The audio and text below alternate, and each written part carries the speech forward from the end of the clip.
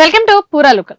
జార్ఖండ్ లో విద్యార్థుల ఆందోళనలు తీవ్ర రూపం దాల్చాయి. పలు నియామక పరీక్షల్లో జరిగిన అక్రమాలు, పేపర్ లీకేజీలపై అభ్యర్థులు పెద్ద ఎత్తున నిరసన బాట పట్టారు. ఏప్రిల్ 19న నిర్వహించిన 14వ JPSC combined civil service preliminary పరీక్షను తక్షణమే రద్దు చేయాలని విద్యార్థులు డిమాండ్ చేస్తున్నారు. జేపీఎస్సీ, జేఎస్ఎస్సీ నిర్వహించిన పలు పరీక్షల పేపర్ లీకేజీల ఆరోపణలపై సీబీఐ దర్యాప్తు జరపాలని, అలాగే నియామక వ్యవస్థలో సమూల సంస్కరణలు చేపట్టాలని అభ్యర్థులు డిమాండ్ చేస్తున్నారు.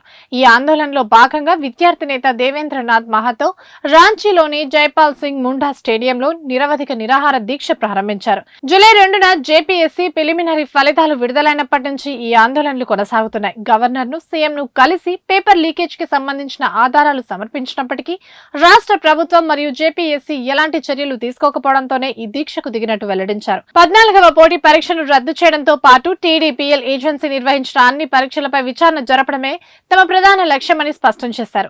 నైతిక బాధ్యత వహిస్తూ సీఎం హేమంత్ సోరెన్ రాజీనామా చేయాలని, తమ డిమాండ్లు నెరవేరకపోతే అసెంబ్లీకి ర్యాలీ చేపడతామని హెచ్చరించారు. మరోవైపు ఈ విద్యార్థుల ఆందోళనలకు కాక్రోచ్ జనతా పార్టీ సంపూర్ణ మద్దతు ప్రకటించింది. జార్ఖండ్ విద్యార్థులకు అండగా ఉంటామని సీజేపీ నేత అభిజిత్ దీప్కే ఎక్స్ వేదికగా పేర్కొన్నారు.